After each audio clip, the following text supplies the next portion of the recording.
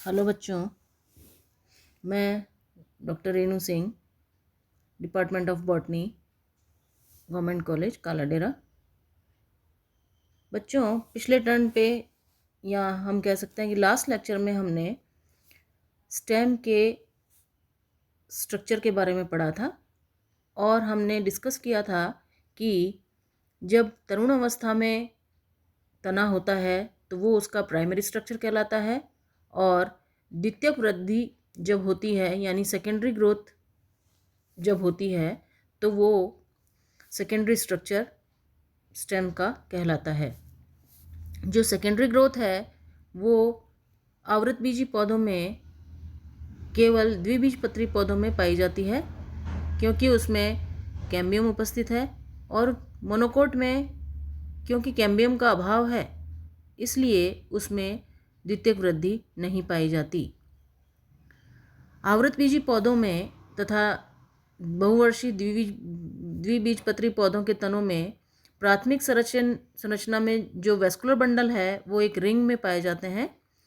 यह संवहन बंडल संयुक्त, समपार्श्विक व खुले हुए होते हैं। खुले हुए अर्थात इनमें कैम्बियम उपस्थित है।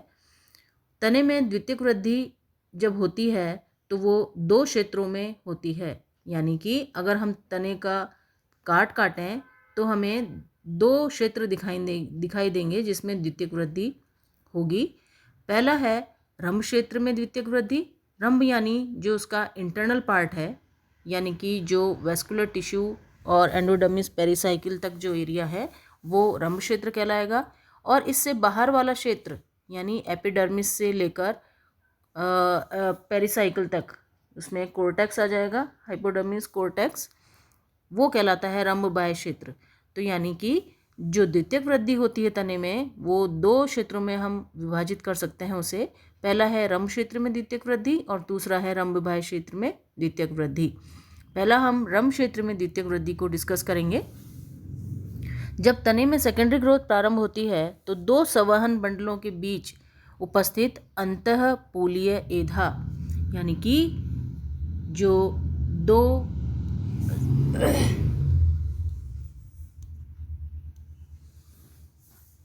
यानी कि जो वेस्कुलर बंडल है, दो पास के जो वेस्कुलर बंडल है उनके बीच में इंट्राफेसिकुलर कैम्बियम उपस्थित होता है और वह जो इंट्राफेसिकुलर कैम्बियम की जो मृदुतकी कोशिकाएं विभाज्योतक हो जाती हैं और इस एधा को अंतरपोलीय एधा यानी इंटरफेसिकुलर कैम्बियम भी कहते हैं।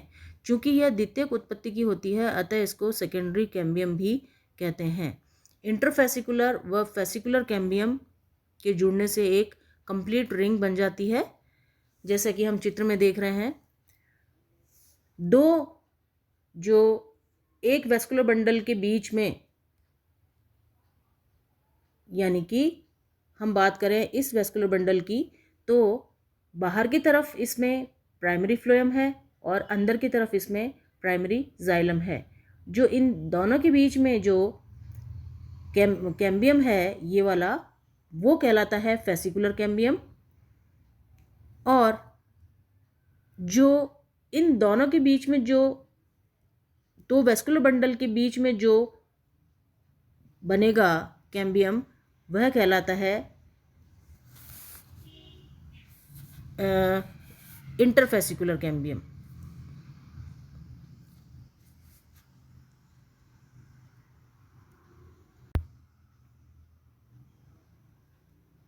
हम वापस से एक बार इसको डिस्कस करते हैं, यानी कि जो दो वेस्कुलर बंडल के बीच में जो कैम्बियम बनता है ये वाला वो कहलाता है इंटरफेसिकुलर कैम्बियम।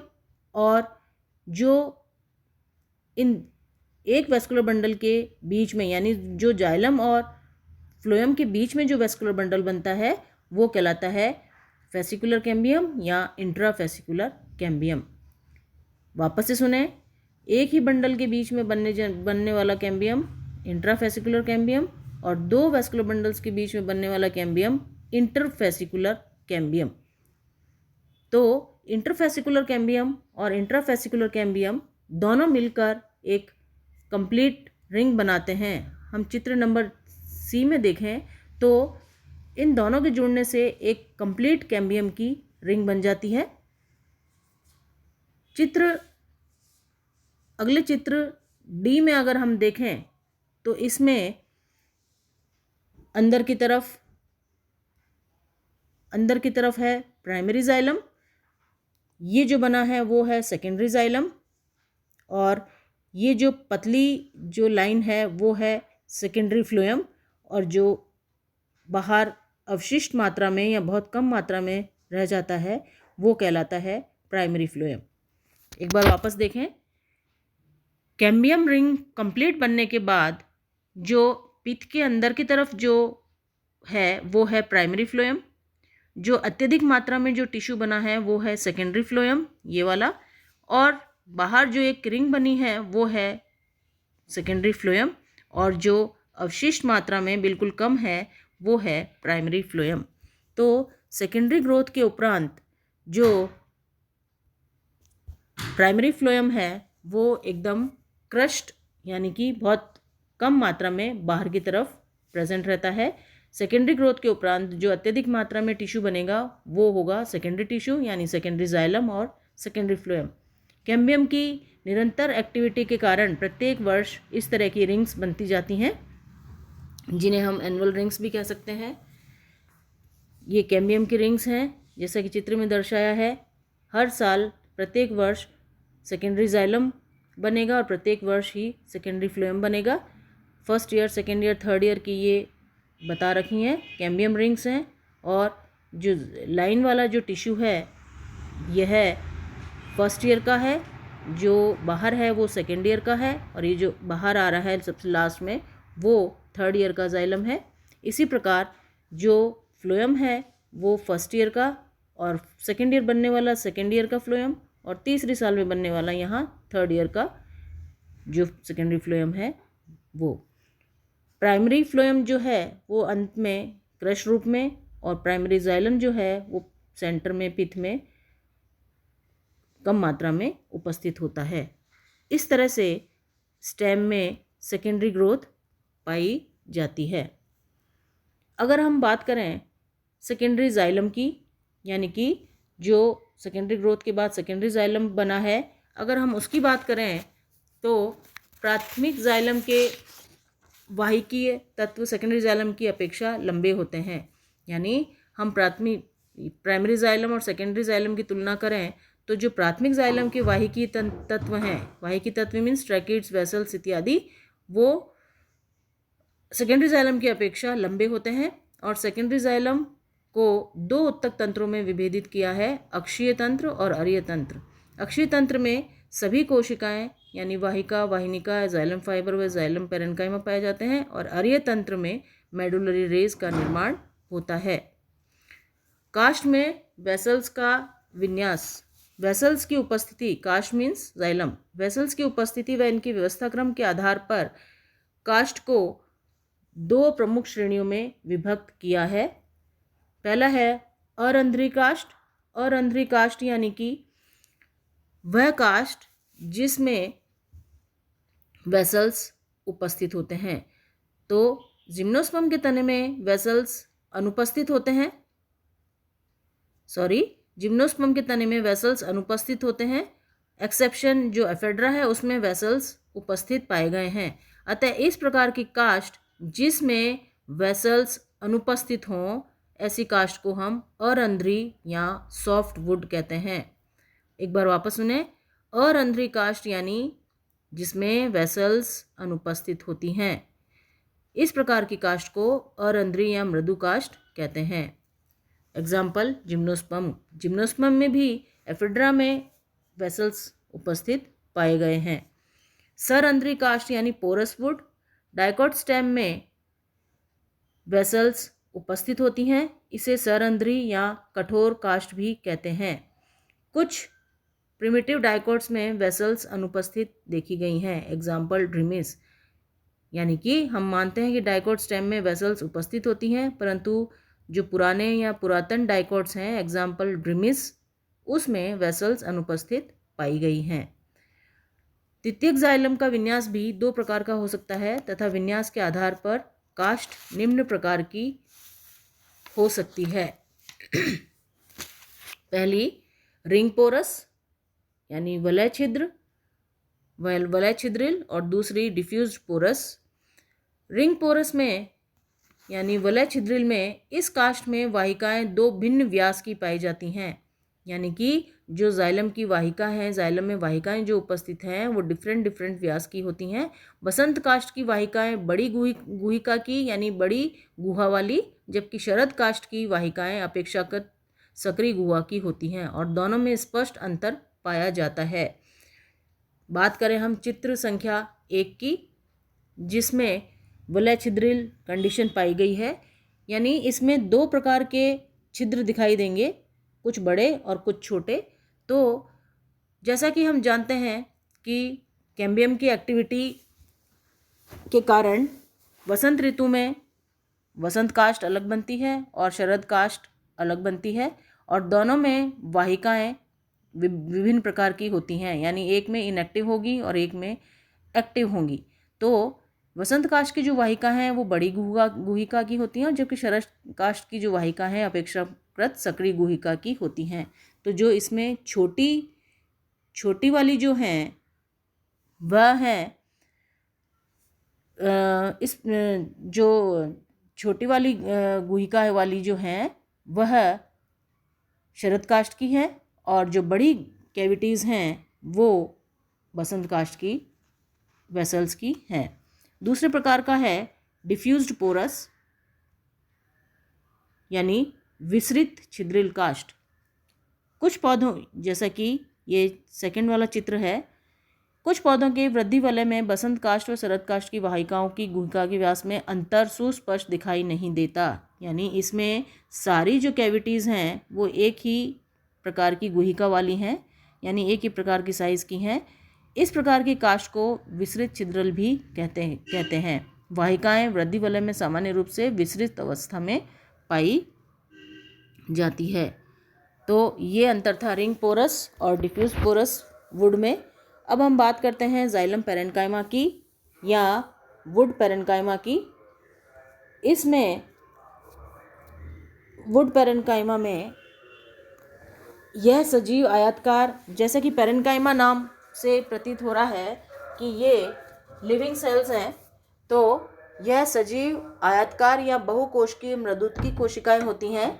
सेकेंडरी जाइलम में उपस्थित मृदुत्की कोशिकाएं अपेक्षाकृत मोटी भित्ति वाली होती हैं तथा इनमें प्राय गुब्बारे के समान फूली हुई संरचनाएं टाइलोसिस का निर्माण भी होता है। तत्पश्चात यह मृत हो जाती हैं। जीवित जाइलम जो है मृदुत्तक कोशिकाएं प्राय विभिन्न पदार्थों जैसे स्टार्च, टैनिन एवं वसा इत्यादि का संचय करती है। इसके अतिरिक्त यह जाइलम उत्तक के जल के अरीय अभिगमन में भी विशेष प्रकार से जो है सहायक होती है, यानी वुड पैरेन्काइमा जो अरीय अभिगमन है जल का, उसके लिए भी उत्तरदायी है। अब हम बात करते हैं टाइलोसिस की। टाइलोसिस क्या है? ये अक्सर एग्ज़ाम में डेफिनेशन के रूप में पूछा जाता है कि टाइलोसिस क्या होता है। टाइलोसिस जो है अनेक डाइकोट प्लांट्स के तनों में परिपक्व काष्ठ की जाइलम की मृदुत्तक कोशिकाएं यानी जाइलम पैरेन्काइमा में एवं रश्मि मृदुत्तक कोशिकाओं में फूली हुई अतिवृद्धियां उत्पन्न होती हैं, जो संलग्न वाहिकाओं में भित्तीय गर्तों के द्वारा, जैसा कि चित्र में दर्शाया है, भित्तीय गर्तों के द्वारा, यानी ये यहाँ पे जो वॉल्स में जो गर्त हैं, भित्तीय गर्तों के द्वारा प्रवेशित हो जाती हैं और गुहा में प्रवेश करके यह गुब्बारे के समान फूल जाती हैं। इन फूली हुई गुब्बारे की जैसी संरचनाओं को टाइलोसिस कहते हैं। ये प्राय निष्क्रिय होती हैं। यह प्राय निष्क्रिय होती हुई सेकेंडरी जाइलम में बनती हैं। कई बार अत्यधिक संख्या में बनने के कारण पूरी गुहा टाइलोसिस से भर जाती है। प्राय टाइलोसिस में अजैव कोशिकीय रासायनिक पदार्थ जैसे स्टार्च, क्रिस्टल्स व रेजिन, गोंद इत्यादि भर जाते हैं। टाइलोसिस प्राय हार्टवुड यानी अंतः काष्ठ में पाए जाते हैं। अंतःकाष्ठ को अधिक उपयोगी, मजबूत एवं आर्थिक रूप से महत्वपूर्ण बनाने में टाइलोसिस का सक्रिय योगदान होता है। एग्जाम्पल क्वर्कस, ओक, मॉरस एल्बा व विटिस इत्यादि की जो वुड है उसमें इस तरह के टाइलोसिस अपन देख सकते हैं। अब हम बात करते हैं एनुअल रिंग्स की। एनुअल रिंग्स क्या होती हैं? बहुवर्षीय काष्ठीय वृक्षों के तनों में कैम्बियम की एक्टिविटी पूरे वर्ष एक समान नहीं होती। स्प्रिंग सीजन में कैम्बियम अधिक सक्रिय होता है, अतः सेकेंडरी जाइलम खूब बनता है और जाइलम सेल साइज में बड़ी एवं संरचनात्मक रूप से अलग होती हैं। इसके विपरीत शरद काष्ठ में बनने वाली काष्ठ की आकृति छोटी व मोटी भित्ति की होती है, इसे शरद काष्ठ कहते हैं। सेल्स की असमानता के कारण ये दोनों काष्ठ अलग अलग रिंग्स में व्यवस्थित होती हैं, अतः कटे हुए तने में विभिन्न मोटाई की कंसेंट्रिक परतें दिखाई देती हैं, यानी कंसेंट्रिक मीन्स एक के अंदर एक। इन्हें एनुअल रिंग्स कहा जाता है तथा इसके अध्ययन की प्रक्रिया को डेंड्रोक्रोनोलॉजी कहा जाता है। जैसा कि हम इस चित्र में देख रहे हैं, दो तरह की वुड बनती है। एक बनती है स्प्रिंग वुड जो स्प्रिंग सीजन में बनती है जब कैम्बियम अधिक सक्रिय होता है, और दूसरा ऑटम वुड यानी शरद काष्ठ जिसमें कैम्बियम कम सक्रिय होता है। तो इस तरह की एक सीजन में दो ये जाइलम या दो रिंग्स बनती हैं और दो रिंग्स को काउंट करके एक वर्ष माना जाता है।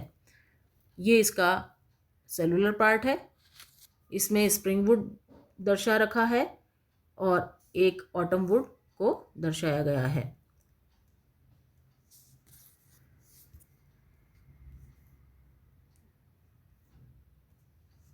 अब हम बात करते हैं सैपवुड और हार्टवुड के बारे में। द्विबीजपत्री तने की जब हम अनुप्रस्थ काटते हैं, यानी जब अधिक आयु वाले या प्रौढ़ वृक्षों में जब पर्याप्त मात्रा में द्वितीयक वृद्धि हो जाती है तो इसके तने में पहले बना हुआ सेकेंडरी जाइलम उत्तक निष्क्रिय हो जाता है तथा यह तने के केंद्रीय भाग में स्थित रहता है। अर्थात हम कह सकते हैं कि जब वृक्ष की अधिक आयु हो जाती है तो इसमें पहले बना हुआ सेकेंडरी जाइलम यानी कि ये सेकेंडरी जाइलम उत्तक निष्क्रिय हो जाता है तथा यह तने के केंद्रीय भाग में स्थित रहता है। इसमें रेजिन, टैनिन व तेल इत्यादि संचित हो जाते हैं जिससे ये गहरे काले व गहरे भूरे रंग की दिखाई देती है।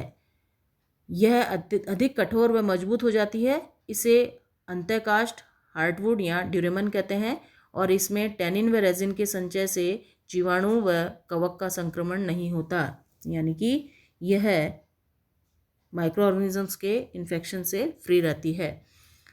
जो इसका परिधीय भाग है यानी आउटर जो भाग है वह अपेक्षाकृत सक्रिय होता है, नवीन होता है, तरुण जाइलम सेल्स का बना होता है। इसे सैपवुड या एल्बर्नम कहते हैं। इसके द्वारा वृक्ष में जल व घुलनशील खनिज पदार्थों का सक्रिय संवहन होता है। इनमें रेजिन, टैनिन इत्यादि का संचय नहीं होता तथा यह अवरुद्ध नहीं हो पाती। तो इस तरह से इस सेक्शन में हमने दो तरह की वुड देखी है, हार्टवुड, और ये बाहर वाला जो कोमल है या हल्के रंग की है वो है सैपवुड। अब हम बात करें सेकेंडरी टिश्यू यानी कि सेकेंडरी फ्लोएम की। तो वैस्कुलर बंडल में बाहर की ओर जो बनता है वो सेकेंडरी फ्लोएम बनता है और सेकेंडरी फ्लोएम की मात्रा सेकेंडरी जाइलम की अपेक्षा बहुत कम होती है। हमने देखा सेकेंडरी ग्रोथ में कि सेकेंडरी जाइलम अत्यधिक मात्रा में बनता है और सेकेंडरी फ्लोएम की एक पतली ही लेयर बनती है। अधिकतर डाइकोट्स में प्राइमरी फ्लोएम क्रश हो जाता है और लंबे समय तक सेकेंडरी फ्लोएम ही कार्य की क्रियाएं संपन्न करता है। सेकेंडरी फ्लोएम में भी प्रारंभिक फ्लोएम की तरह ही सीव एलिमेंट्स यानी चालनी तत्व, सहकोशिकाएं, फाइबर्स तथा फ्लोएम पैरेन्काइमा पाए जाते हैं। अक्सर प्राइमरी फ्लोएम में फाइबर्स कम मात्रा में किंतु सेकेंडरी फ्लोएम में बहुतायत से पाए जाते हैं। इन्हें बास्ट फाइबर्स भी कहा जाता है। यानी कि प्राइमरी फ्लोएम में जो फाइबर्स है, एक कंपोनेंट होता है फाइबर्स, वो कम पाए जाते हैं जबकि सेकेंडरी फ्लोएम में फाइबर्स ज़्यादा पाए जाते हैं। प्राइमरी फ्लोएम में चालनी नलिकाएं अधिक लंबी होती हैं तथा कोशिका गुहा जो होती है अपेक्षाकृत संकरी होती है, जबकि सेकेंडरी फ्लोएम में चालनी नलिकाएं छोटी एवं चौड़ी होती हैं। इनके भीतर का ल्यूमन जो होता है, गुहिका जो होती है, वो भी अधिक चौड़ी होती है। प्राइमरी फ्लोएम में फ्लोएम पेरेन्काइमा कम मात्रा में पाया जाता है एवं फ्लोएम रेशे अनुपस्थित होते हैं। सीव प्लेट्स के बीच में जो कैलोज या तो कम मात्रा में होता है अथवा पूर्णतः अनुपस्थित होता है।